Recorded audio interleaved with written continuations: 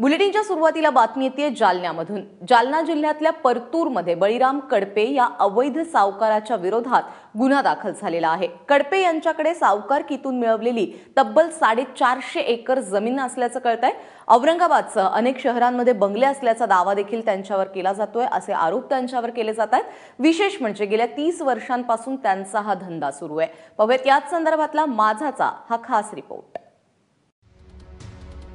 मार्च महिन्यात सहाय्यक निबंधकाच्या पथकानं राष्ट्रवादीचे नेते बळीराम कडपे यांचं घर, किराणा दुकान आणि कापड दुकानांवर छापे टाकले।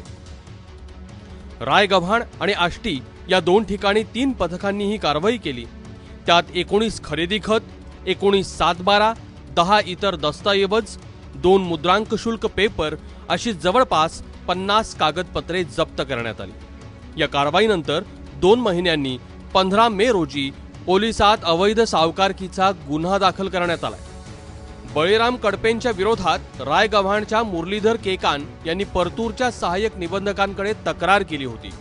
केकान यांच्या तक्रारीनुसार बळीराम कडपे 30 वर्षांपासून सावकारकी करतायत। प्रति महिना 20% दरानं कडपेंनी मंठा, घनसावंगी, परतूर, पाथरी आणि कन्नड या ठिकाणी 450 एकर जमीन लाटल्याचा आरोप आहे। औरंगाबादसह 4 शहरात व्याजाच्या पैशातून बंगले, खुल्या जागा कडपेंनी नावावर केल्या। व्याजासह मुद्दल परत मिळाल्यावर 350 एकर जमीन परतही दिल्याची कागदपत्र मिळाली।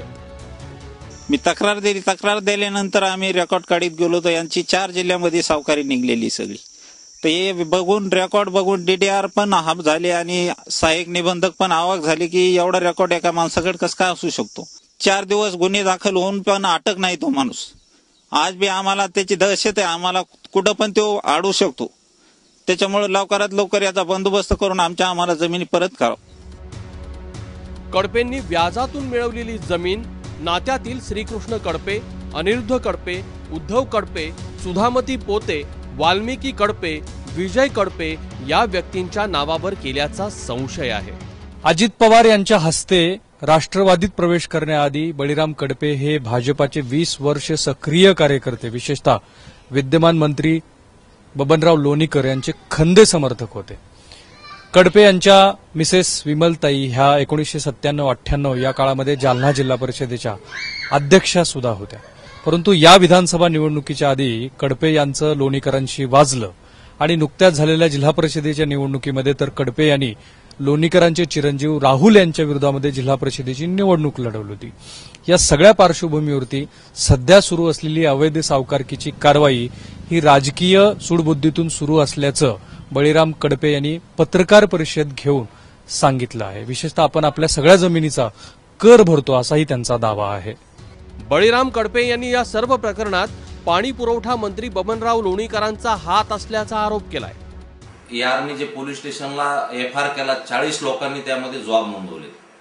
40 पैकी 32 लोकांनी जबाब हे सावकारकी करत नाहीत असे दिलेत आणि ह्या जमिनी खरेदी विक्रीचे आमचे व्यवहारात असे स्पष्टपणे त्यांनी म्हटलं हा सावकारकीचा व्यवहार आम्ही कुठेही केलेला नाही।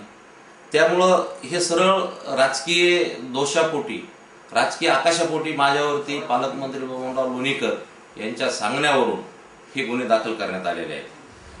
30 वर्षांपासून अवैध सावकारकी करूनही कडपेंवर कारवाई झाली नाही याचा अनेकांना कोडं पडलंय।